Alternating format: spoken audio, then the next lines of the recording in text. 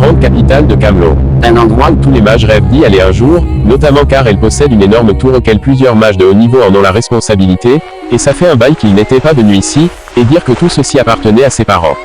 Une foule d'individus venus de tous les coins du monde, notamment ceux qui sont à la recherche d'emploi ou de logement, sont appelés tour après tour pour présenter leur dossier. En regardant la plaque d'un des individus devant lui, le garde à l'entrée connaît bien le nom qui y est inscrit. Il n'aurait jamais pensé voir Russell Raymond, un descendant de la grande et puissante famille fondatrice de la capitale, la grande famille Raymond aristocrate. Mais que diable l'est-il arrivé pour qu'il ait un regard aussi sombre? Et de plus, pourquoi est-ce qu'il cherche un petit boulot alors qu'il fait partie d'une grande famille? Pourquoi porte-t-il des vêtements aussi banals, se dit le garde. Mais il ne peut le tarder pour autant et décide de le faire entrer, alors que l'autre garde l'a reconnu disant à son conjoint qu'il fait partir de la grande famille Raymond, mais ce dernier à côté lui demande pourquoi est-il habillé comme un clochard. Mais les rumeurs disent que la tour magique cherche des mercenaires pour une banale tâche, mais pourquoi est qu'un aristocrate serait intéressé par le boulot d'un mercenaire? Mais, pour notre protagoniste, il trouve que ces abrutis sont tellement bruyants à l'extérieur, les traitant de merde car c'est à cause des gens comme eux qu'il a tout perdu, mais peut-être qu'un jour il les fera payer. Cette fameuse tour magique, là où tous les gardiens du royaume sont réunis, à une époque il avait tout fait pour pouvoir y entrer afin d'éviter la déchéance de sa famille mais, après la mort de son père sur le champ de bataille lors de la guerre contre l'Empire, ceux-ci, donc Raymond et sa mère, se sont enfuis du château très soudainement. Il devait donc entrer dans la tour magique pour pouvoir reprendre son territoire à ses assaillants, et sa mère elle aussi a suivi son père dans l'au-delà ce jour-là. Le petit Raymond n'avait plus personne en qui s'appuyer, et n'avait que ses yeux pour pleurer.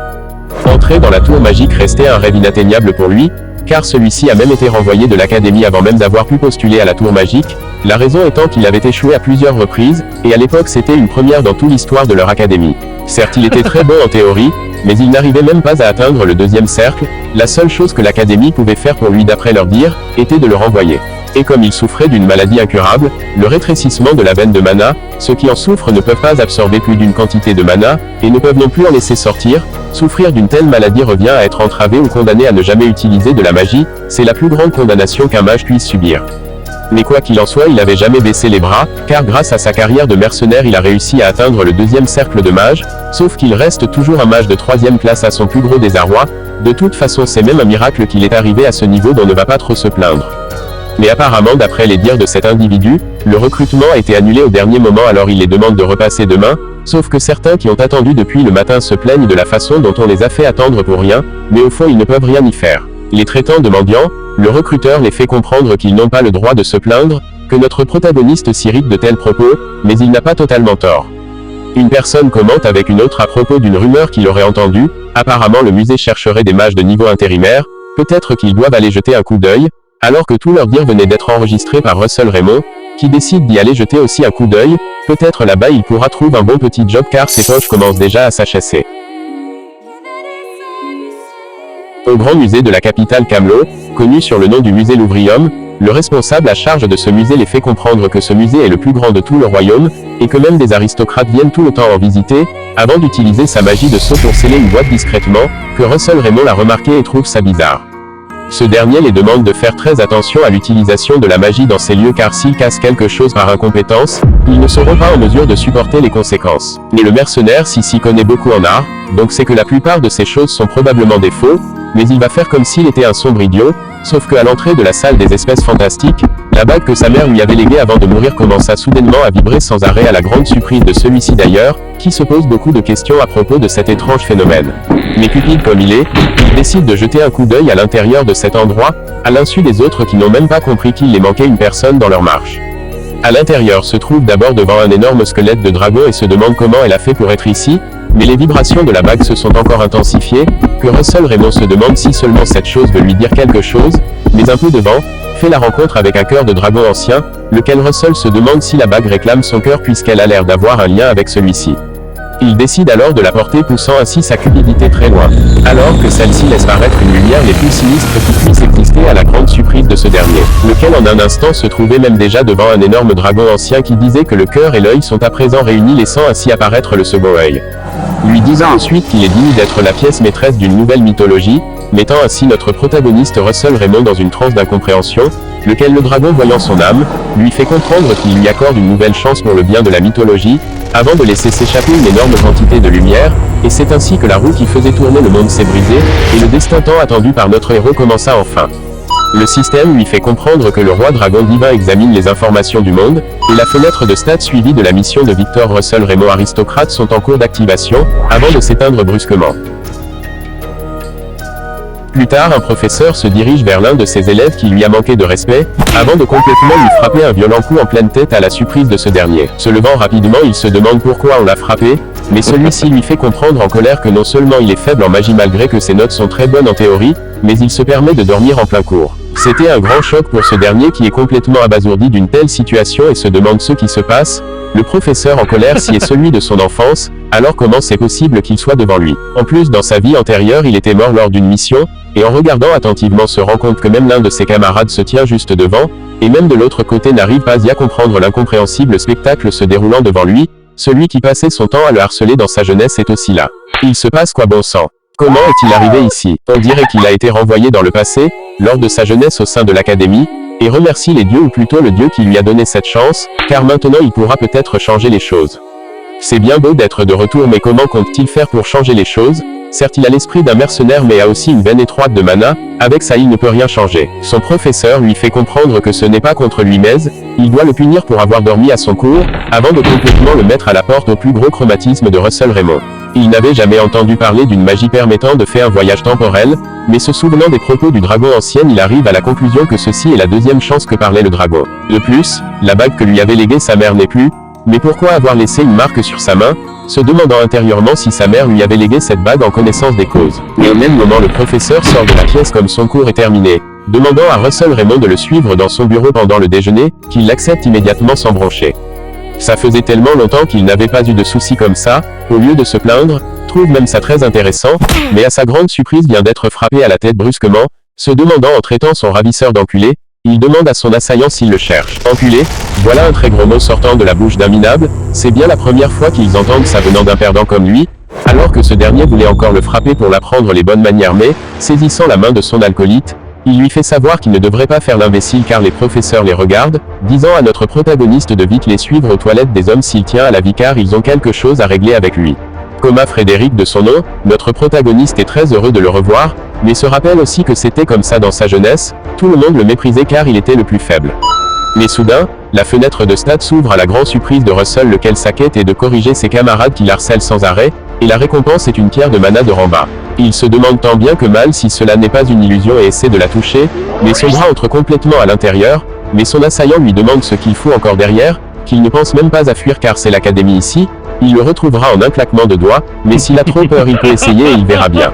Ok, il s'en fout de l'objectif du système, même s'il ne lui avait pas soufflé cette requête il l'aurait sans doute fait de toute façon, il va les donner une très bonne leçon. Après plusieurs années à vivre comme un mercenaire, ces abrutis de gosses sont incomparables aux monstres qu'il combattait sans arrêt pour survivre, ils sont carrément mignons à côté, sauf qu'il aurait fallu qu'il rentre dans le passé pour ne plus avoir peur de car si c'était son lui du passé, il serait déjà en train de pleurnicher. Ce dernier ne savait pas que Russell avait eu soudainement des couilles pour pouvoir venir au lieu du rendez-vous, mais les traitant d'insectes il les fait savoir qu'ils ne lui font pas peur, bien au contraire il a même pitié d'eux car ils ne savent pas encore à qui ils ont affaire. Alors comme ça le petit Russell a pété un câble au point où il ne connaît plus sa place. Il va le faire regretter son insolence envers eux sans plus tarder, mais Russell venait d'esquiver son médiocre et banal coup sans trop faire d'effort, avant de lui donner un violent coup de poing à plein dans le bide au plus gros chromatisme de ce dernier qui ne s'y attendait pas. Le coup était tellement intense qu'il s'est évanoui sur le champ, au plus gros désarroi de l'autre assaillant qui ne s'y attendait pas lui aussi à une telle riposte. Mais cette merde il va lui faire regretter son insolence, il a peut-être eu de la chance mais cette fois-ci il va le faire vraiment mal, mais ce foutu tonneré venait de prendre un gros droité, le faisant balsiner aux côtés de leur soi-disant boss. Il est effectivement très surpris par cette réaction, puisque Russell est nul en magie il a sans doute appris les arts martiaux, lui disant bien qu'ils ne peuvent pas utiliser de la magie au sein de l'académie par contre, ils peuvent utiliser des petits artefacts de ce type pour corriger des crétins comme notre protagoniste. Le voilà maintenant en train de vouloir attaquer notre Russell Raymond à toute allure, mais son minuscule coup vient d'être attrapé par sa proie, lequel ne comprend pas alors qu'il a mis beaucoup de force là-dedans, en l'appelant par son nom Russell Raymond aristocrate brise son poignet à la grande surprise des chromatismes de coma Frédéric qui hurle de douleur, avant de s'asseoir au sol brusquement de douleur. Alors comme ça un déchet comme lui ose l'insulter alors qu'il reste dernier au classement avec ses frères, sans compter que sa soi-disant famille l'a abandonné à cause du crétin qu'il est, il a vraiment dépassé les bornes ce foutu connard, donc il se doit vraiment de lui donner une bonne leçon. Comprenant la situation un peu trop tard, il réalise qu'il va à son tour passer un sale quart d'heure car le démon Russell Raymond compte le faire plier littéralement une fois pour... Après quelques minutes de correction, ceux-ci sont maintenant dans un sale état, ils devront arrêter d'emmerder les gens s'il tient à la vie, car la prochaine fois il ne s'arrêtera pas là. Bordel, il en a trop fait et ses yeux sont épuisés, mais le système lui fait comprendre que la pierre magique de Ramba est consommable sur la récompense pour sa première quête, laissant ainsi tomber cette pierre sortant directement dans la fenêtre à sa grande surprise, qu'il n'en revient pas car elle est vraie alors que le système lui demande de la manger. De toute façon c'est à cause de ce truc qu'il est probablement de retour au passé et aussi, une récompense ne peut pas faire de mal à personne, bien au contraire, c'est même le principe de la récompense, c'est pour cela que ça s'appelle récompense donc, décide de l'avaler pour voir car il est très cupide. Le système lui fait comprendre qu'il a consommé la pierre de mana de Ramba, laissant échapper une énorme quantité de mana à la surprise de son hôte qui ne comprend rien, alors que le système lui fait savoir qu'il a absorbé le mana se trouvant dans la pierre de mana. Le mana concentré dans son corps se dirige vers son cœur, et le système lui fait comprendre que le mana de son cercle augmente au fur et à mesure, et en concentrant celui-ci directement vers ses méridiens, on dirait qu'il se stabilise sans causer de problème. C'est vraiment incroyable car avec cette méthode il peut dépasser le rétrécissement de la veine de mana sans problème, grâce à ça il peut à présent changer son destin. Se dirige vers le bureau de son professeur, ça fait déjà un bon bout de temps qu'il l'attend, mais que diable faisait-il pour durer autant, mais il lui demande tout de même de s'asseoir immédiatement car il doit parler. Il lui fait savoir que c'est une première pour lui se s'endormir en plein cours aujourd'hui, peut-être qu'il traverse une mauvaise période, et aussi qu'il a entendu des rumeurs comme quoi ses camarades l'harcèlent, mais notre protagoniste devant lui se souvient que c'était la seule personne qui ne l'avait jamais abandonné dans sa vie précédente, il a toujours voulu lui dire merci, merci pour tout ce qu'il a fait pour lui jusqu'à présent.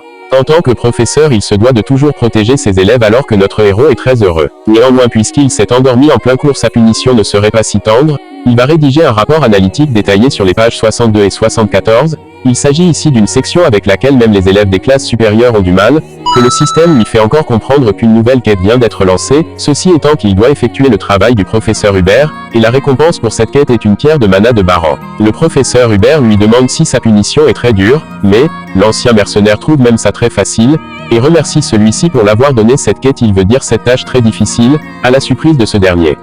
Plus tard dans sa chambre, il trouve que cette punition est tellement médiocre car dans sa vie précédente, à cause de sa veine de mana il a travaillé dur la théorie pour compenser, même quand il travaillait en tant que mercenaire il a toujours étudié, mais dans cette vie il y a quelque chose d'aussi important que les études, c'est l'entraînement de veines de mana.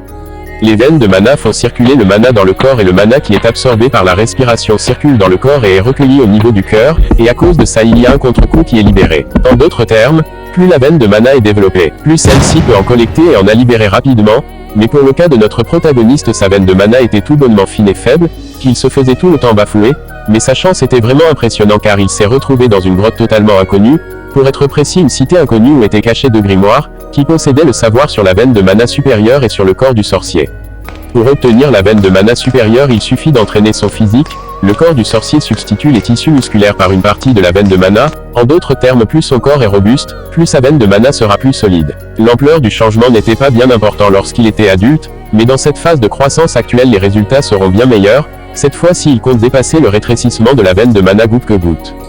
Quelques minutes après il n'en peut plus car est tellement essoufflé, mais avec ça ce qu'il a fait comme entraînement devrait suffire pour aujourd'hui, mais le système lui fait savoir qu'il devra courir 5 km pour pratiquer l'ancienne magie, et la récompense sera la vitesse. C'était pourtant calme jusqu'à présent et voilà que ça revient, mais le système lui fait savoir qu'il devra effectuer cette mission une fois par jour s'il ne le fait pas maintenant, qu'il accepta sans broncher.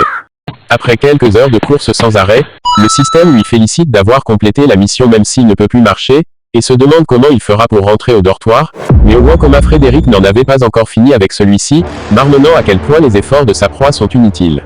Le lendemain matin au bureau de son professeur, celui-ci n'en revient pas que c'est Russell Raymond qui a rédigé ça, mais notre protagoniste l'assure à 100% que c'est lui qui a rédigé cela, il peut même faire un serment de mana pour le garantir. Mais celui-ci trouve que son élève est un peu trop confiant pour quelqu'un d'aussi franc, mais quoi qu'il en soit son rapport est incroyable et très satisfaisant, que le système lui félicite encore pour avoir terminé la quête du professeur Hubert. Soudain une idée le vint directement en tête demandant à professeur le droit d'étudier les livres se trouvant dans la salle des profs, mais celui-ci lui fait comprendre que pour y accéder il faudrait déjà savoir tous les contenus des livres réservés aux étudiants, mais avant qu'il ne finisse même de parler que Russell Raymond lui fait comprendre qu'il les a déjà tous lus et mémorisés. Le professeur n'arrive pas à croire ce qu'il dit mais toutefois même s'il a terminé de lire tous les livres il se doit de lui tester, du moins, si Russell ne trouve pas d'inconvénient, qu'il accepta immédiatement le deal. Plus tard notre protagoniste effectue le travail de la veine de mana pour perfectionner le corps du sorcier. Anton Frédéric, le grand frère de Coma Frédéric, vient lui faire comprendre que son petit frère a souffert très dur à cause de lui, mais notre protagoniste Russell n'a rien à craindre et lui demande s'il est venu pour se venger, Mais pas du tout, qui aimerait se venger de son frère alors qu'il est un gros incapable, sauf qu'il doit arrêter de se faire d'illusions car lui ne va pas se venger, bien au contraire il va complètement le piétiner, que Russell reste bien perplexe de ses dires. Le tapotant à l'épaule, il lui demande de patienter un peu avant de s'en aller, mais ces alcooliques lui demandent pourquoi ils ne le font rien alors qu'il est juste devant eux, mais celui-ci les fait savoir qu'il a une meilleure idée en tête. Par ailleurs, Russell est au courant que ce sombre crétin veut l'écraser complètement en cours devant tout le monde, et les cours en question se déroulent dans une arène où les élèves sont autorisés à pratiquer de la magie à leur plein potentiel, et ceux-ci sont notés en fonction de leur combat, et c'était le cours auquel il était toujours humilié devant d'innombrables spectateurs. Mais comment il a fait pour oublier une telle chose? Mais avec son expérience passée, il compte bien changer les choses, il doit se préparer en conséquence, et au même moment le système lui demande de passer au deuxième cercle, et qu'il devra augmenter le niveau de compréhension des attributs qu'il possède déjà. Le jour suivant, il a encore rédigé une thèse pour le professeur Hubert, et après ça a continué à sprinter tous les soirs pour perfectionner son corps. Et grâce à ça il possède maintenant une dizaine de pierres de mana, et commence directement à les consommer les uns après les autres même s'il ne sait pas si sa veine de mana pourra supporter une telle puissance, laissant ainsi s'échapper une énorme quantité de mana extrêmement plus puissant que le précédent. La pression était tellement élevée qu'il avait beaucoup du mal à le canaliser, et s'il échoue, il mourra à coup sûr, entraînant une colossale lumière envahissant tout le bâtiment.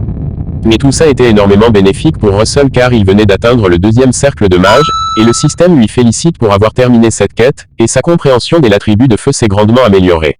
Le lendemain au bureau du professeur Hubert, celui-ci n'arrive pas à croire que cet enfant devant lui répond à toutes les questions qu'il lui pose sans hésiter, toutefois la dernière question sera très difficile même pour certains grands mages, parmi les 4 structures qui composent la magie, laquelle est la plus importante. Il suppose que cette question est énormément difficile même pour un génie qui a répondu à toutes les questions, mais la réponse à la question est « l'image mentale ». C'est effectivement la bonne question, mais pourquoi dit-il cela? Russell lui fait comprendre que la magie consiste à manifester quelque chose dans le monde réel en utilisant le mana, et le monde classe ses avancées en 4 catégories, l'assimilation où l'on apprend les principes de phénomènes naturels, et l'image mentale qui consiste à visualiser dans son esprit ce qu'on l'on a appris, la construction des formules pour manifester l'image mentale, la manifestation, la magie prend forme dans le monde réel par le biais de la formule. Donc l'assimilation, la construction des formules et la manifestation peuvent être apprises au prix d'efforts et d'études suffisants, mais cependant, l'image mentale n'est pas quelque chose qu'on peut atteindre grâce à l'effort, se libérer de ses limites et atteindre l'imagination libre par le courage, c'est ce qui détermine le niveau des images mentales. Par exemple, voici une flamme simple. S'il considère cette flamme comme une flèche, elle deviendra la magie de deuxième cercle, la flèche de feu. S'il imagine quelque chose d'autre à la place, ça sera alors quelque chose de très différent cette fois-ci. Si son image mentale n'a aucune faille, alors il pourra même créer quelque chose de vivant qui n'existe pas dans ce monde, quelque chose de miraculeux. C'est effectivement une bonne réponse, il dirait même une très bonne réponse, mais comment un tel enfant a pu naître avec une veine étroite de mana alors qu'il connaît le principe fondamental de la magie? C'est 10 sur 10 pour sa réponse. C'est donc d'accord pour qu'il rejoigne la bibliothèque des professeurs, et le système le félicite encore pour avoir terminé un nouvel objectif. Plus tard, assis dans la bibliothèque des professeurs en train d'apprendre, une personne semble se diriger derrière lui sans qu'il ne sache. S'approchant de lui de près, il lui fait savoir que c'est un magnifique livre qu'il lit, mais surprise car il était complètement concentré, il se retourne violemment pour voir la personne qui l'avait effrayé, mais celle-ci se trouvait déjà de l'autre côté à son plus gros désarroi. Il s'agit là de Daria Snow White en personne, et celle-ci a atteint le 8e cercle, que personne dans le monde n'a pu atteindre, et bien qu'elle a plus de 80 ans, elle utilise une quantité incroyable de mana pour conserver son apparence juvénile, et est à la tête de la tour magique rouge du royaume. Alors connaissant cela, il la salue comme il se doit en l'appelant par son nom, profitant pour se présenter lui aussi, ce qui la surprend car ce gamin connaît son nom mais il n'y a vraiment pas de quoi être nerveux. À la grande surprise de ce dernier, elle lui offre une sucette, avant de lui demander comment un étudiant comme lui a pu accéder à la bibliothèque des professeurs, qui lui fait comprendre que c'est le professeur Hubert qui lui en a donné l'autorisation. Quelle surprise qu'un homme coincé comme Hubert l'autorise à venir ici. De toute façon, ce n'est pas comme si le niveau de cet enfant était négligeable, à son âge il a même déjà atteint le niveau d'un mage de 3e classe, et son mana est incroyablement abondant et ultra pur. Mais qui peut bien être ce gamin pour posséder des aptitudes aussi rares? Russell se demande si elle a remarqué quelque chose, mais celle-ci lui fait comprendre qu'il n'a pas à s'inquiéter car elle n'est pas là pour lui donner des leçons ou quoi que ce soit d'autre. Utilisant sa magie de téléportation à la grande surprise de Russell, elle lui demande de grandir encore un peu, qu'il resta ébahi d'un tel événement. En sortant de la bibliothèque des professeurs, Anton Frédéric et ses alcooliques le remarquent au loin, mais il suppose qu'il a dû lécher les bottes des professeurs pour y avoir accès. De toute façon ça ne lui servira à rien car il compte l'écraser devant tout le monde. Mais il peut quand même faire de son mieux. Ce n'est pas comme si un bâtard souffrant de la veine de mana allait s'améliorer, mais tout ça ravit beaucoup notre protagoniste.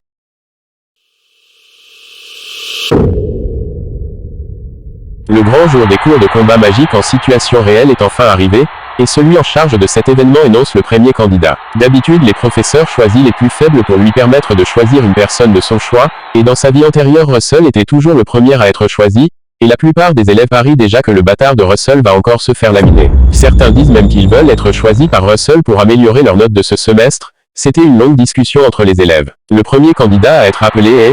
Ceux-ci étaient déjà sûrs que ce sera Russell, mais fut surprise d'apprendre que c'est Anton Frederick qui a été choisi à la place. Celui-ci remercie le professeur de l'avoir laissé commencer, mais celui-ci lui fait comprendre que ce n'est rien comparé aux faveurs de l'association des marchands Frédéric, mais il le savait déjà. La famille Frédéric a soudoyé ce professeur avant le début du tournoi. Celui-ci demande à notre protagoniste de descendre de là immédiatement, que ce dernier le regarde avec mépris et dédain.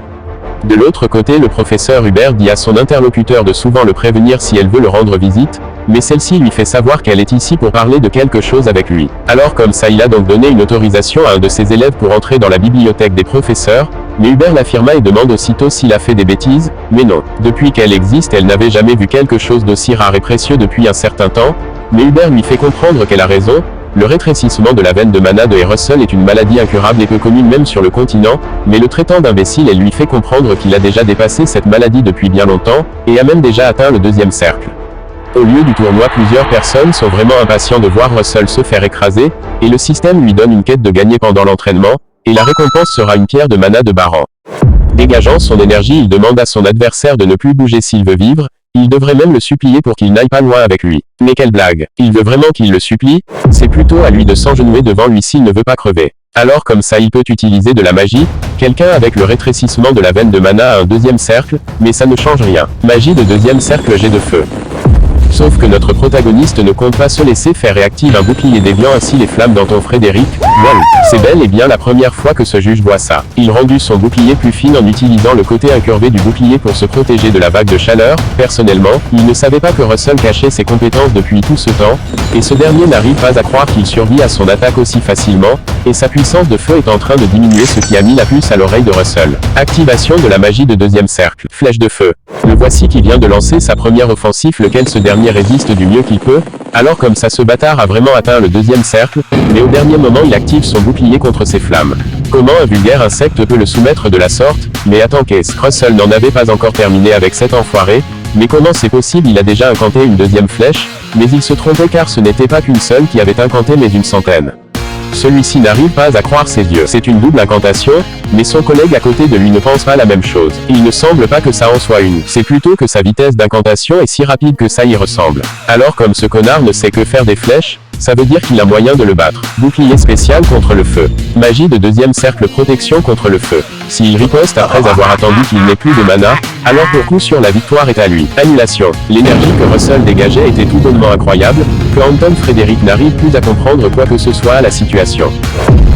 Magie de deuxième cercle. Flèche de vent. L'attaque était horriblement surpuissante puisque ce dernier avait dressé une barrière uniquement pour les flammes, mais est-ce que c'est vraiment le même Russell qu'ils connaissent? Comment quelqu'un qui se faisait laminer sans arrêt a pu avoir un tel niveau? Il ne peut pas perdre de cette façon devant un être aussi insignifiant que Russell. Non, il ne peut pas perdre. Mais, ce n'était qu'un début car c'est maintenant que les choses sérieuses commencent. D'un coup, le poing de Russell venait d'atterrir en plein dans le bide de Anton Frédéric, lequel à cause du choc ce dernier venait de cracher l'équivalent du sang en salive.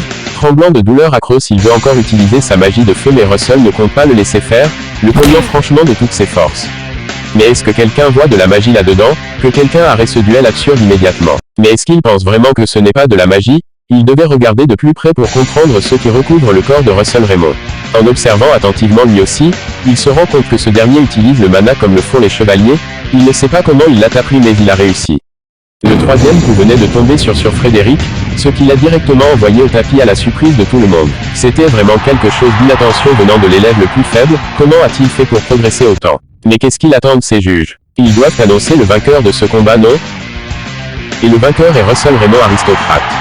Arrivant sur le terrain, il lui demande de bien vouloir sortir maintenant qu'il a gagné, mais celui-ci n'a vraiment rien à foutre de ses dires et veut continuer le combat. Selon le règlement du cours, à moins que le vainqueur ne se rende, celui-ci est autorisé à choisir un nouvel adversaire. Alors son prochain adversaire sera d'autre que celui-là, qu'il vienne par là s'il ne veut pas mourir. Plus tard au bureau du professeur Hubert, celui-ci n'arrive pas à croire que Russell a réussi à gagner 14 fois d'affilée. Cet enfant a un très grand avenir devant lui s'il continue. Cette femme de la tour rouge ne l'a vu qu'une seule fois mais a ressenti le mana de cet enfant, mais, le plus surprenant comment un enfant comme lui a-t-il pu s'améliorer aussi vite. Pour avoir gagné tous ses duels, il reçoit plusieurs récompenses, et les récompenses seront gardées à l'intérieur du compartiment, et décide d'y mettre sa main, et ce qui en est sorti n'est d'autre qu'une carte. Il doit se rendre à l'endroit indiqué sur la carte et accomplir la mission qui y est assignée, et lorsqu'il sera à côté de l'emplacement, la lumière lui guidera, et il devra tenter seulement en ayant atteint le troisième cercle. Ce fameux troisième cercle qu'il a voulu tant de fois dépasser dans sa vie antérieure, sera-t-il capable de l'atteindre dans cette vie? Et c'est où cet endroit déjà? Il ne le trouve pas avec la carte.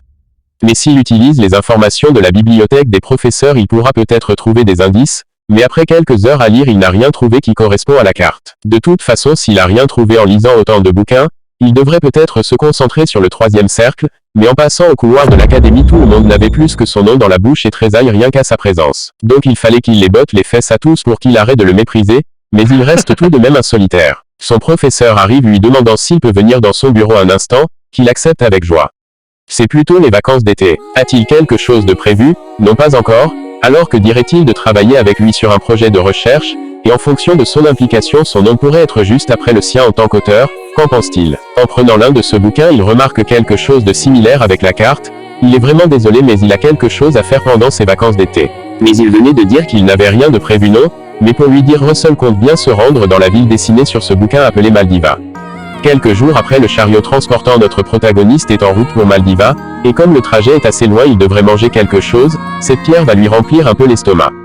Le chauffeur de chariot se dit qu'il fait beaucoup chaud ces derniers temps, mais c'est étrange car c'est la première fois. Sauf que l'arrière du chariot était celui qui émanait cette grande quantité de chaleur, car avant d'atteindre Maldiva, il doit atteindre le troisième cercle. Mais il n'est pas la seule à y aller car les maîtresses de la tour magique des flammes s'y trouvent aussi. C'est sa ville natale, mais à ses yeux elle est toujours aussi belle que dans ses souvenirs, et ça fait des siècles qu'elle n'a pas pris une pause comme ça. Protéger l'Empire, présenter ses recherches magiques et même de faire progresser ses étudiants, c'est vraiment pénible. Elle se demande tout de même si cet enfant se porte bien, alors que Russell est en train de se goinfrer des meilleurs plats, quand il pense qu'il s'est évanoui dans le chariot car il est allé trop loin en s'entraînant, mais il est quand même parvenu à atteindre le troisième cercle. Et dire que seulement en un mois il a pu atteindre le troisième cercle aussi facilement, mais il ne peut pas seulement se contenter de ça, et revoilà le système qui lui demande de trouver l'endroit indiqué sur la carte et résoudre la mission énumérée. Maintenant il est temps de réaliser sa mission au plus vite, peut-être que la récompense sera à la hauteur le permettant d'atteindre le quatrième cercle. La raison de sa régression, son évolution au cours des objectifs et les compétences, il se pourrait que tout cela soit lié à un dragon, et comme convenu la lumière sortant de la carte commence à l'indiquer la route, avant d'entrer dans une cascade, alors c'est donc derrière cette cascade que mène la carte. Utilisant sa magie de vent comme au tournoi, il venait de transpercer la dite cascade avant de le traverser avant qu'elle ne se referme, mais qui aurait cru qu'il y aurait une grotte juste derrière? Pas étonnant que les gens ne sachent pas son existence. Il fallait qu'il atteigne le troisième cercle pour essayer, mais il ne voit aucun monstre, sauf que la lumière qui lui avait indiqué les lieux se tenait devant une porte l'invitant à y entrer. Mais derrière lui, la présence d'un être sinistre se faisait ressentir. Mais comment a-t-il pu oublier l'époque où il était mercenaire? Il a baisé sa garde trop facilement. Dans une grotte où il y a ni monstre ni bête ou même de bruit, ça veut dire qu'il est dans l'encre d'un prédateur puissant. Le dragon de Komodo, ouvrant sa grande gueule pour l'intimider, agitant sa queue très rapidement, il venait d'attaquer notre protagoniste de plein fouet. Sauf que le mercenaire lui ne compte pas se laisser toucher aussi facilement. Le dragon de Komodo ne peut être vaincu qu'avec au moins 2 groupes de mercenaires. La seule chose qu'il peut faire maintenant est de s'enfuir sans plus attendre. Utilisant la magie de foudre, il avait utilisé la magie de deuxième cercle. Flèche de foudre. Le dragon ne compte pas lui laisser du rebond, il est clair que les deux étaient déterminés comme jamais, envoyant sa foudre en pleine puissance sur son assaillant. Voici comment griller de la viande de dragon. Il a réussi à gagner du temps, maintenant il se dirige vers la sortie, mais il doit prouver qu'il est digne d'entrer dans ces lieux par son mana, mais ce bordel il ne comprend rien à rien. Alors comme ça il compte s'enfuir après l'avoir grillé comme du poulet, que compte-t-il faire maintenant qu'il est bloqué? Alors comme ça il compte le bloquer si l'entrée ne peut pas être ouverte, il va devoir se créer un chemin lui-même. Magie de deuxième cercle, boule de feu, mais son mana résonnait avec la pierre de la porte centrale, lequel en voyant cela le dragon venait de s'arrêter subitement, mais Russell ne comprend pas pourquoi ce dernier s'est arrêté aussi brusquement. Mais à sa grande surprise, le dragon de Komodo venait de se prosterner devant notre protagoniste, lequel est complètement abasourdi de tels méfaits, même les statues qui refusaient le passage ont subitement levé leur lance, disant qu'il a prouvé sa valeur par conséquent peut entrer. Une fois à l'intérieur, celui-ci ne comprend pas où il se trouve. Est-ce que c'est de la magie de téléportation?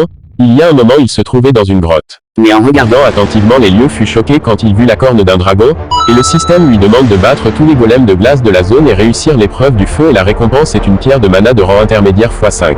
Ceux-ci étaient tout bonnement nombreux, et dire qu'il doit tous les vaincre. Si c'est comme ça, il compte bien attaquer le premier, lançant sa première attaque aussi rapidement qu'à l'éclair. Celle-ci venait de toucher sa cible en plein dans Mile. Selon lui, pour tuer un golem, il faut détruire son noyau se trouvant à l'intérieur du torse de ces derniers, mais même en faisant ça, ceci n'ont même pas une grave blessure.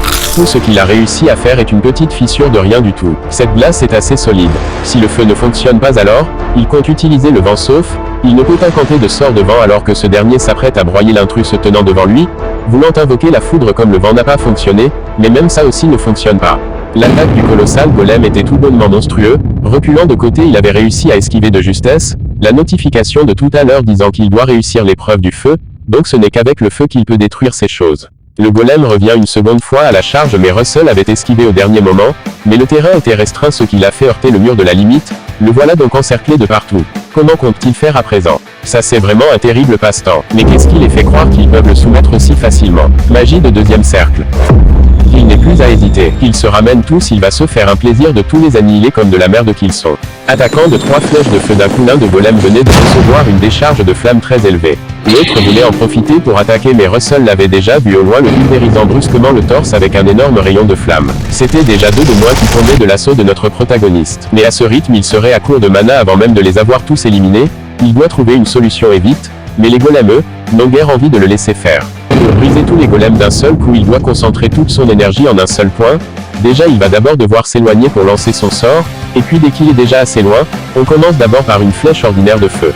Et avec la formule d'amplification il ajoute la formule de réplication de l'éclair de feu pour enfin les faire tous fusionner, et en y mettant la dernière formule de compression. Le processus est assez compliqué mais une fois arrivé, mais le golem était déjà près de sa proie, croit-il vraiment qu'ils vont le laisser terminer sans rien faire? Mais ce n'était pas encore l'heure de Russell Raymond. Le golem en question venait d'être détruit comme si de rien n'était, ce qui restait incompréhensible pour le reste de ses confrères. Se tenait devant eux, il compte les montrer à présent qui est le titan ici, maintenant c'est à son tour d'attaquer. Le système lui fait savoir que sa compréhension de l'élément feu a transcendé les limites et sa compréhension intermédiaire de l'élément feu s'est améliorée de manière significative. Il peut désormais le sentir. Cette puissance de feu qui se rapproche au moins du 5e cercle, le simple fait de la maintenir utilise beaucoup de mana. Mais faut qu'il bouge, nom de Dieu. Les golems eux aussi ne sont guère intimidés par cet intrus et comptent en finir rapidement mais un par un. Russell les avait tous transpercés, maintenant il ne restait plus que 4 colossales golems encore en activité. Le premier venait d'être annihilé comme de la merde, suivi du deuxième qui venait à son tour de suivre son confrère dans l'au-delà. Celui restant préfère attaquer mais son coup fut arrêté aussi facilement, avant de se faire trancher en deux à son plus gros désarroi. Maintenant il ne reste plus qu'un dernier mais, celui-ci ne l'avait pas raté lequel s'écrasa violemment sur les énormes restes de golems au sol.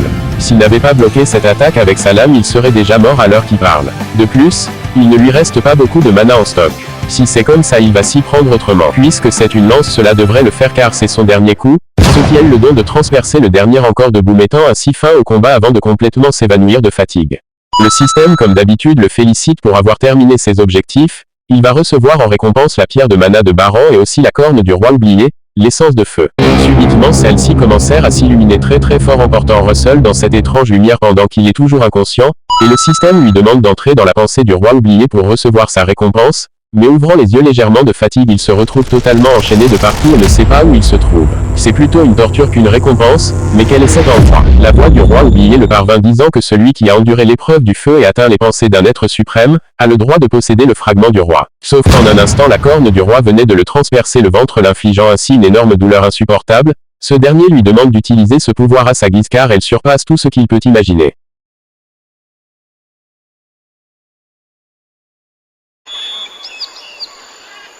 Se réveillant brusquement au bord de la plage il se demande comment il a fait pour arriver ici alors qu'il y a peu il était dans une grotte, mais que s'est-il passé bon sang? Le système lui fait comprendre qu'il a consommé la corne du roi oublié et a atteint ses limites, le surplus de mana utilisable a été converti sous forme de potentiel, et la compréhension intermédiaire de l'attribut feu a atteint sa limite et est devenue une compréhension avancée de l'attribut de feu.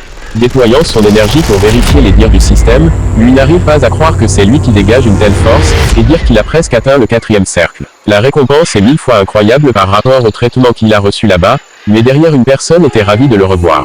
C'était Madame Daria Snow White, la maîtresse de la tour de flamme. Celle-ci lui dit qu'elle a ressenti une soudaine décharge de mana alors elle est venue jeter un coup d'œil, et c'est comment ça qu'elle lui a trouvé ici. Mais il n'aurait jamais cru la voir ici à Maldiva. Comment en si peu de temps une personne peut-il progresser autant? Il est même déjà proche du 4e cercle. Et son mana est encore devenu plus pur que l'autre jour. Cet enfant est un véritable génie de la magie. Sinon lui est ici pour s'amuser et découvrir le monde et elle est ici car c'est sa ville natale. Peu de gens le savent mais c'est ici qu'elle a grandi. Mais au fond elle compte bien mesurer les capacités de cet enfant. Est-ce qu'il pourrait l'aider un peu à faire un truc?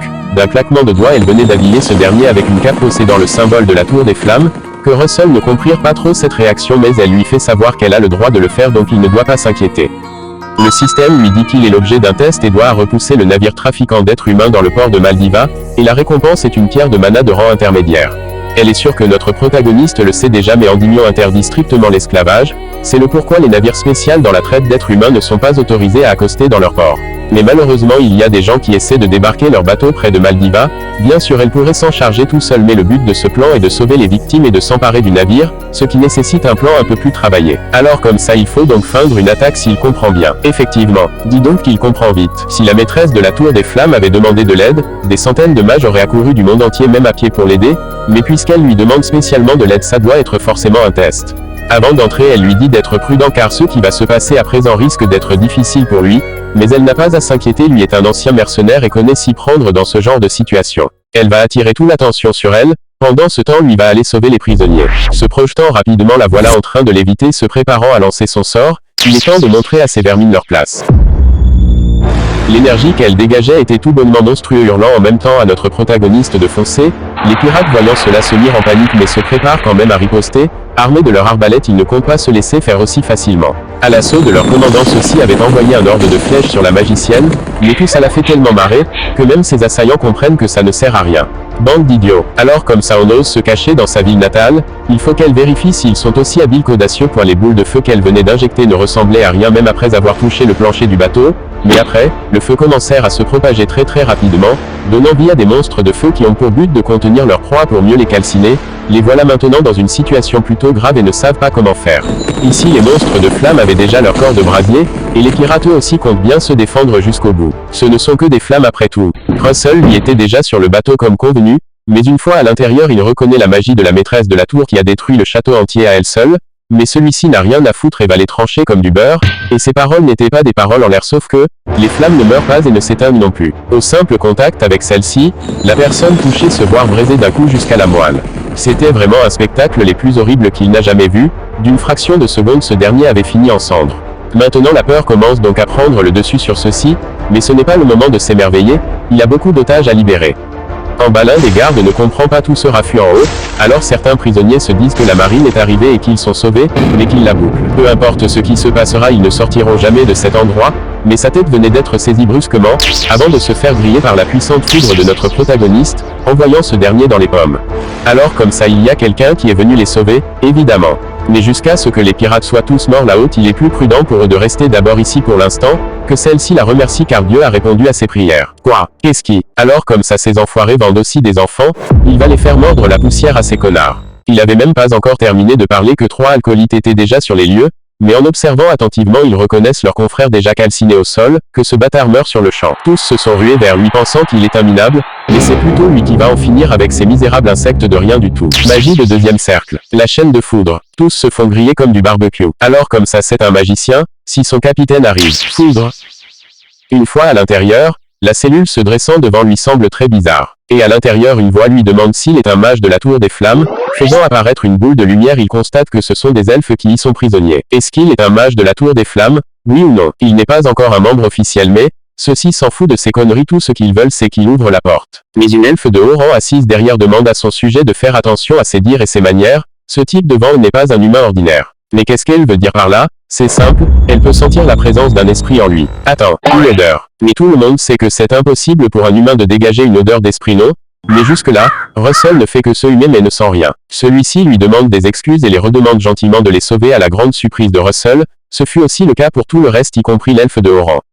Usant de sa magie des flammes il essaie de faire fondre la serrure, mais le chef adjoint des pirates arrive sur les lieux, et à voir son expression il n'est pas trop content du bazar d'ici. Même au-dessus celui-ci vient d'arriver et n'est pas aussi content de tels méfaits, En une fraction de seconde, le voilà qui venait de trancher 2 de ces merdes de flammes vivants. Le plus surprenant est qu'ils ne peuvent plus se reconstituer. Alors comme ça ces poules mouillées qui se disent être ces hommes galèrent contre ce genre de merde, le bateau tout entier a repris son courage car ils savent que leur capitaine est le plus puissant. Ça devient très intéressant. Elle commençait à s'ennuyer. Si c'est comme ça, elle va elle-même descendre pour venir faire les présentations. Alors comme ça c'est lui le capitaine 1, évidemment. Mais on dirait qu'elle réduit la distance entre eux, bien. En tant que capitaine de ce navire connu sur le nom de Dunkirk, il va se faire le plaisir de la réduire en miettes. Vu qu'il utilise l'aura, elle a sans doute affaire à un chevalier, mais qu'est-ce qu'il fout ici? Qu'elle ne le fait pas rire? L'honneur d'un chevalier permet-il de se nourrir et de payer ses impôts? Eux les frères Click gagnent tellement grâce au commerce d'esclaves. Alors comme ça il a un frère, mais en une fraction de seconde ce dernier s'était déjà déplacé très rapidement, avant de la trancher d'un coup. Le choc était de tel que ça a fait une fissure au sous-sol du bateau, entraînant d'innombrables dégâts en bas. Encore heureux qu'il évite incanter son bouclier, mais qu'est-ce qui s'est passé à la fin bon sang? Alors comme ça il a réussi à bloquer son attaque, il doit être un mage s'il peut dresser un bouclier comme ça. Le système lui fait savoir que ceci est son premier combat contre un chevalier, la situation est difficile mais il doit quand même vaincre ce dernier, et la récompense est une pierre de mana de rang intermédiaire x5. Avant de partir celle-ci lui demande d'être prudent, car son adversaire est le vice-capitaine de ce navire. Il aurait dû les tuer s'il voulait gagner contre eux, maintenant il va le montrer comment faire, mais cela ne semble pas intimider Russell Raymond qui à son tour laisse son énergie s'échapper, puisque la magie de feu est trop dangereuse ici il pourra seulement utiliser la foudre. Voici la magie de foudre de 3e cercle. Flèche de foudre. De la foudre contre un épéiste, ce boss n'est pas bête. Intelligent de son état, il avait soulevé le plancher du sous-sol très brusquement à l'aide de son épée, lequel tous les flèches de foudre se sont fait parer par ceux-ci. Profitant de ce moment de répit, il s'était déjà déplacé très rapidement que Russell comprirent qu'il est en difficulté car ses attaques de foudre ne lui font rien. Mais il n'abandonne pour autant et continue à le mitrailler, mais ça ne marchera pas pour lui en tout cas il est bien trop fort pour ça. De plus, son épée est un isolant, cette fois-ci qu'il meurt. Et le bouclier de notre protagoniste était lui aussi très résistant, mais la pression et la force du chevalier étaient impressionnants pour pouvoir briser le bouclier de cet envahisseur. Ce dernier avait réussi son coup tranchant ainsi son adversaire au passage. De l'autre côté celle-ci venait d'être tranchée comme de la merde, mais c'était à leur quart elle avait déjà disparu laissant que des flammes derrière elle. Elle est vraiment douée pour fuir. Mais jusqu'où compte-t-elle fuir comme un rat comme ça? Mais qu'il la laisse lui poser une question, son frère dont il parlait tout à l'heure là. C'est aussi un chevalier, bien évidemment mais on ne peut pas dire qu'il est aussi doué que le capitaine. Alors dans ce cas elle s'est inquiétée pour rien. Maintenant elle va lui montrer la vraie puissance de la grande maîtresse de la tour des flammes. Compétence originelle. Daria Snow White. Et en une fraction de seconde ceci venait d'être tranché de partout, comment de simples attaques de ce genre sont censées lui faire peur? A-t-elle seulement oublié qui il est? Si elle n'a plus d'attaque digne de ce nom elle peut simplement se laisser tuer non? Mais qui a dit que cela pouvait mourir d'un coup d'épée? Au contraire, quand on les tranche ils se décuplent. Plus on les découpe, plus ils redeviennent plus redoutables encore. Mère des enfers. Compétence originelle d'Arya Snow White. Le voilà donc encerclé de partout maintenant, que compte-t-il faire? Qu'il lui montre comment il se bat, ou plutôt, qu'il lui montre comment il se débat face à ces nains d'enfer. Ceux-ci se sont rués sur lui le dévorant de partout à son plus gros désarroi, mais attends, cette magie est celle de la sorcière de la tour des flammes non? Mais qu'est-ce qu'elle fout ici nom de Dieu? De l'autre côté le combat faisait rage avec le vice-capitaine et Russell. Il pensait pourtant l'avoir tranché non? Mais alors qu'est-ce qu'il fout alors là devant lui? Ce dernier n'arrive pas à croire qu'un simple gamin comme lui a réussi à esquiver son coup au dernier moment.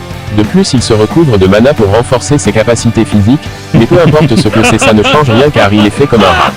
Avant sa régression Russell Raymond avait déjà rencontré un chevalier qui utilisait les mêmes compétences que son adversaire actuel, ce dernier avait massacré un groupe de mercenaires innocents juste parce qu'il s'est fait bousculer, mais une personne était venue à leur aide pour les défendre, et celui qui avait réussi à les arrêter cet homme dans sa folie de justesse était un mage. La méthode qu'il employait était simple, un bouclier superposé par un autre.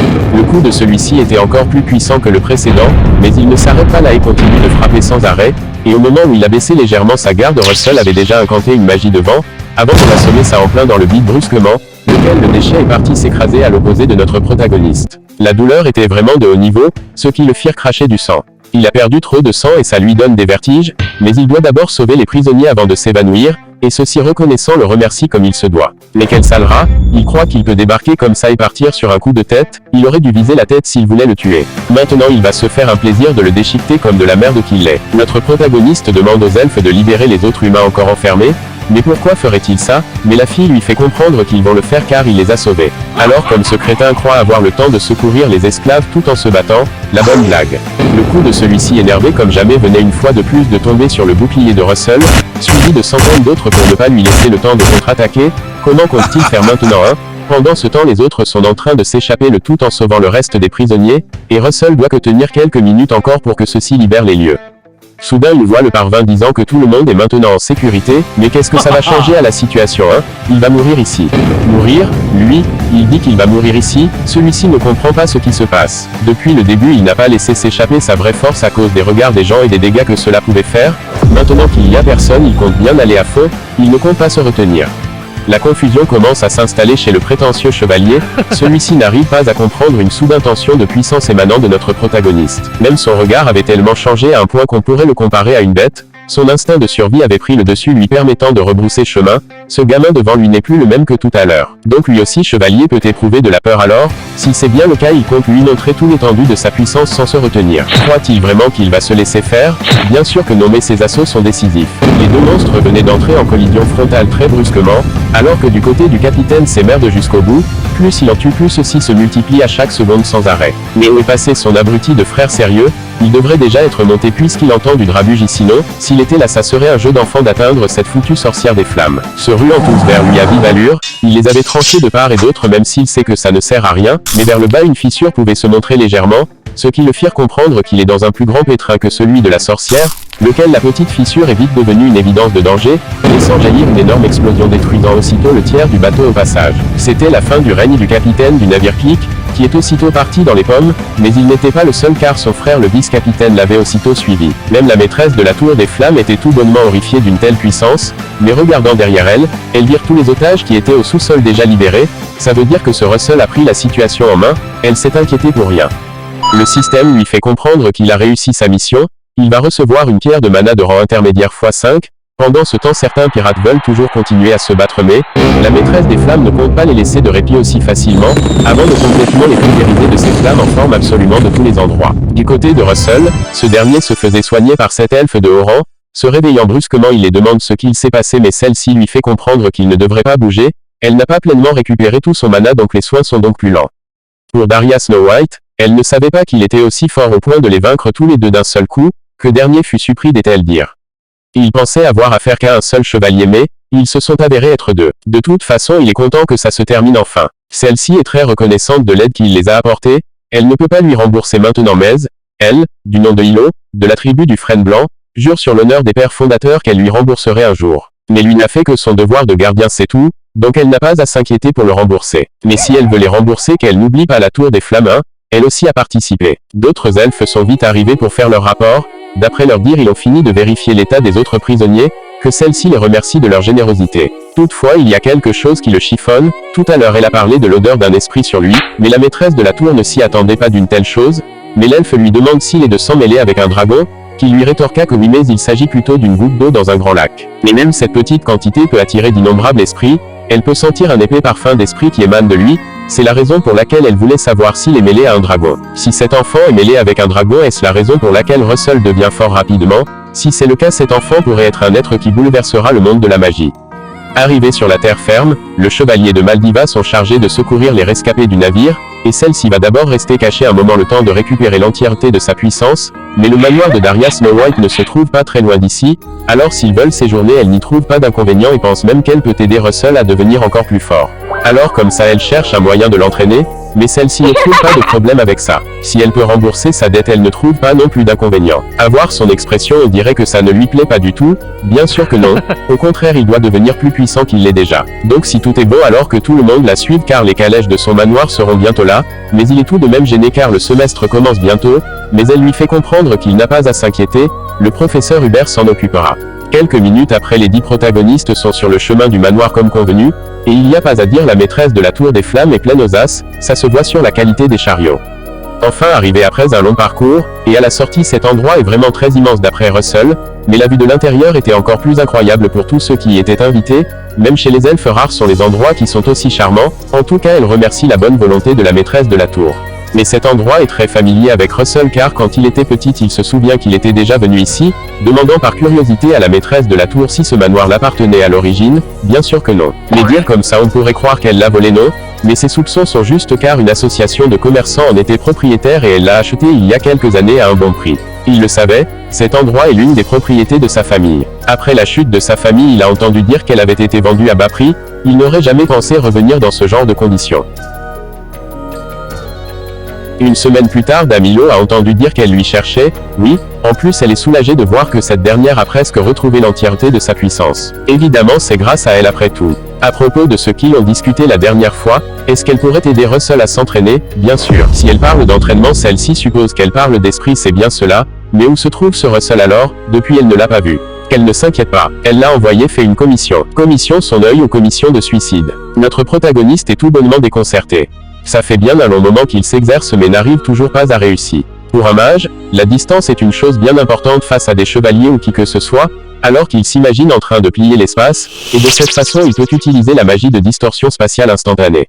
Mais ça fait plusieurs fois qu'il essaie mais n'arrive toujours pas. Mais il doit le maîtriser au plus vite car grâce à ça, il pourrait se battre avec tout son potentiel. Il doit d'abord se concentrer, puis penser à plier l'espace, cette fois-ci c'est la bonne est près d'y arriver.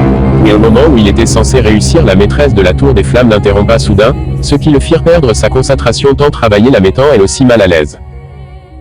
Les soirs arrivés elle lui fait savoir que maintenant ils vont devoir s'entraîner ensemble, alors sans plus tarder qu'il s'asseye car elle compte commencer, et la première chose à faire est d'imaginer une chose ressemblant au feu, mais sans qu'on ne lui dise quoi que ce soit ce dernier était déjà très concentré. C'est vraiment absurde. Un mana aussi pur dans le corps d'un humain, de plus sa concentration n'a aucune faille, si c'est comme ça elle va le guider jusqu'au monde des esprits. La porte des esprits est une porte ouverte à tous, car tous ces êtres sont nés de la nature, et les motifs de tous se rencontrera dès que la porte s'ouvrira. Mais pourquoi elle a aussi mal à la tête, et qu'est-ce que c'est que ce torrent d'émotions? On dirait de la colère. Mais tout de même, la porte des esprits se trouve juste après ce torrent. Mais dehors notre protagoniste commençait déjà à perdre le contrôle de sa consécration, laissant ainsi s'échapper une lumière les plus aveuglants qui soit à la grande surprise de la chef des flammes d'ailleurs. Plus tard, celui-ci s'est réveillé retrouvant Daria Snow White devant son lit, et les maux de tête ne veulent pas le laisser tranquille. Mais qu'est-ce qui s'est passé? Il a eu une impression comme si son mana avait explosé, mais Damilo lui fait savoir que c'est effectivement le cas mais on dirait qu'il n'était pas encore prêt pour ça. Elle a aussi un peu souffert à cause de la soudaine explosion de mana, mais maintenant elle va bien. Alors comme elle dit qu'il y avait un torrent d'émotions semblable à la veine, ou alors une tristesse phénoménale mais comment fait-il pour la cacher? En ce jour, ils vont profiter de cette nouvelle journée pour commencer un nouvel entraînement. Il s'agit d'aider tous les domestiques et réaliser un ménage en profondeur. Pendant ce temps elle et Damilo se rendront à la capitale, et seront seulement de retour dans une semaine. Ce n'est pas une punition mais elle le dit juste au cas où, interdit utiliser la magie pendant cette semaine de corvée. Plus tard il se dit que même s'il n'a pas le droit d'utiliser de la magie, il peut quand même s'entraîner physiquement en faisant le ménage, mais le voilà qui a vite glissé avant de s'écraser au sol cassant ainsi un vase très cher. Mais est-ce qu'il sait seulement que ce vase est le préféré de Daria Snow White? Elle sait qu'il n'a pas le droit d'utiliser de la magie pendant une semaine donc, il doit nettoyer comme on lui demandait ce que c'est clair. De plus il faut tenir le vase par le bas s'il ne veut pas que ça se casse, sans compter qu'il doit aussi nettoyer derrière la porte non, mais est-ce qu'il voit tous ces taches là par terre? Ça a-t-elle d'être nettoyé nom de Dieu? Alors là, même s'il était en prison, il ne serait pas aussi malmené. S'il a fini de raconter des bêtises qu'il la suive immédiatement, mais pourquoi faire déjà? Qu'il la suive c'est tout. Mais est-ce qu'il discute? Bien sûr que non. Il la suit. C'était dans un merveilleux festin qu'il était invité, il ne savait pas que des servants pouvaient manger autant. Certaines personnes le trouvent trop chou avec ses yeux rouges, l'un d'être cherche à le tripoter de partout, les trouvant bizarres les uns que les autres, il arrive à garder son sourire malgré que cela le met tellement mal à l'aise. Et même au moment de boire de la bière entre adultes. Mais pourquoi il le frappe? Depuis quand un enfant de 14 ans se permet de boire de l'alcool c'est en ce moment qu'ils comprirent qu'il n'était plus le mercenaire d'avant et qu'il avait régressé. Mais à vrai dire, quand il regarde le magnifique coucher de soleil, il n'éprouve plus de la colère pour qui que ce soit. Après ça une semaine s'était enfin écoulée et c'était le retour de la chef des lieux qui venait d'arriver. Après une semaine on dirait qu'il se porte à merveille, c'est évident non, il a travaillé comme un fou. Alors qu'ils viennent avec elle une seconde elle a quelque chose à lui dire. Rechercher un remède pour restaurer tout le mana d'un elfe est très compliqué, mais ils ont quand même réussi. Mais toutefois, cette propriété a appartenu à la famille Raymond dans le passé, laissant ainsi notre protagoniste dans un silence sinistre, et Io lui a dit qu'il a un torrent d'émotions dans le cœur c'est pour cela qu'il n'a pas pu atteindre la porte des esprits. Est-ce qu'il se sent lésé, ou alors en colère? Si ce n'est pas de la colère alors c'est de la tristesse, Mais non, il est en colère de tout. Cela la rappelle la dernière fois qu'elle l'avait vu. Pour développer sa magie il s'était battu tout seul, mais en y repensant aujourd'hui il était un patriarche solitaire qui essayait de reconstruire sa famille. Alors s'il le souhaite il peut récupérer cette demeure qui appartenait à sa famille. Russell ne comprend pas, pour de vrai, mais elle ne compte pas le lui donner gratuitement tout de même, il doit d'abord devenir le maître de guerre de la Tour des Flammes et devenir le protecteur du pays, et évidemment gagner beaucoup d'argent et lui racheter cette propriété. Est-ce qu'il comprend ce qu'elle veut dire? Il n'est plus seul désormais, alors qu'il arrête de lutter. La nuit tombée il était temps pour eux de recommencer le processus pour rejoindre la porte des esprits, mais il lui a peur de la blesser à nouveau, mais qu'il ne s'inquiète pas elle est désormais solide comme pierre. Se concentrant de nouveau il était prêt pour le deuxième rune, et une fois devant le torrent celle-ci n'arrive pas à croire qu'il est toujours là mais, notre protagoniste lui dit qu'il va traverser, sauf que ses propres émotions sont beaucoup plus puissantes que ce qu'il ne laisse paraître. Elle lui avait bien prévenu non, c'est déjà même dangereux de percevoir ce torrent, et le fait de se faire frapper en est une autre. Remise des diplômes de l'académie, sélection de la tour, reconstruction familiale, venger son père, tout ça fait partie des objectifs à atteindre donc il doit passer à tout prix. Mais à l'intérieur il attend la voix de Daria Snow White poser la question à la servante sur ce qu'elle pense de son petit protégé, que celle-ci lui fait comprendre que c'est un petit qui a de l'avenir. Donc elle ne l'a pas laissé seul non, bien sûr elle faisait semblant de lui donner Playtor de corvée pour qu'il ne s'éloigne pas. C'est vrai, jusqu'à maintenant il luttait seul mais, il a quand même des gens sur qui il peut compter désormais, alors il y a un moyen de passer par-dessus. S'approchant du torrent l'elfe lui dit que c'est hyper dangereux, mais il ne s'est pas tué à la tâche pour rien lors de son entraînement de distorsion spatiale instantanée, il compte bien dépasser ses limites s'il ne veut plus être la risée de tous, se tenant bravement il avait réussi le déplacement instantané à la grande surprise de lui-même. Et le système lui dit qu'il a réussi son objectif, et qu'il a reçu une pierre de mana de rang intermédiaire en récompense. Maintenant qu'il a traversé la barrière qu'est-ce qu'il fait maintenant? Mais l'elfe lui dit de ne pas être surpris qu'il se dirige vers la porte lumineuse. Le système lui demande d'invoquer un esprit selon les explications de la Sans-Mêlé-Hilo, et passer un contrat avec lui. Donc pour commencer il doit mettre ses mains dans la porte, et d'attendre qu'un esprit vienne car c'est à eux de décider, mais d'après le ressentiment qu'il a on dirait qu'ils sont plusieurs à l'observer.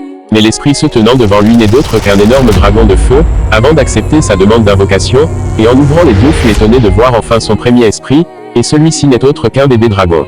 Mais ce n'est la seule chose à célébrer car ce dernier a atteint le 4e cercle ce qui le ravit d'ailleurs, on peut dire qu'il a de l'avenir car il a franchi une sacrée étape mentale, et le système lui dit qu'il a éveillé de nouvelles compétences grâce à son invocation de l'esprit et ainsi atteint le 4e cercle, et il recevra donc une récompense supplémentaire. Mais il faudrait lui donner un nom pour compléter le contrat. Et bien comme il est si rouge, il va l'appeler si rouge. Mais quel nom de merde, dans ce cas il va l'appeler Peppers. Cela semble amuser beaucoup son esprit, même la réaction des autres n'a pas mal changé. Et pour fêter l'événement ils commenceront un entraînement spécial dès demain, mais cela ne semble pas causer de soucis à notre Russell, même son dragon est très impatient d'évoluer.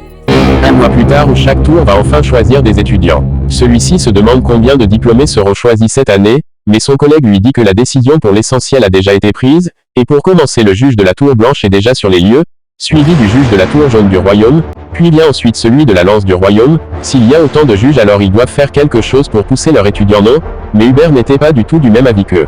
En ouvrant légèrement la porte tout le monde savait déjà qui allait en sortir, Vermilion Ulson, le juge de la Tour des Flammes, même Hubert ne s'y attendait pas de voir un tel monstre ici. Alors comme ça il n'est pas encore là à ce qu'il voit. Mais Hubert a compris que s'il est là ce qui veut dire qu'il ne compte pas choisir Russell, mais dans les airs une personne se déplaçait à la vitesse de la lumière à l'insu des gens, que celui-ci qui semblait le chercher a remarqué sa présence, il ne savait pas que cet enfant peut se déplacer de cette façon. Pour Russell il a bien failli être en retard, heureusement qu'il a appris le déplacement instantané. Mais que fait Vermilion Ulson ici? Mais pour le juge celui qu'il est venu voir n'est pas si mal, les choses s'annoncent très intéressantes, il va le briser pour sûr.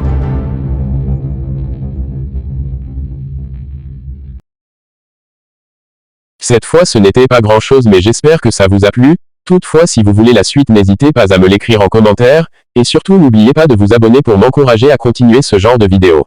Toutefois pour ceux au cœur bienveillant, vous pouvez me soutenir sur mon Patreon, je vous glisse le lien en description. En tout cas moi je prépare la suite de cette série. Je vous dis merci, et à la prochaine sur Wasaaki.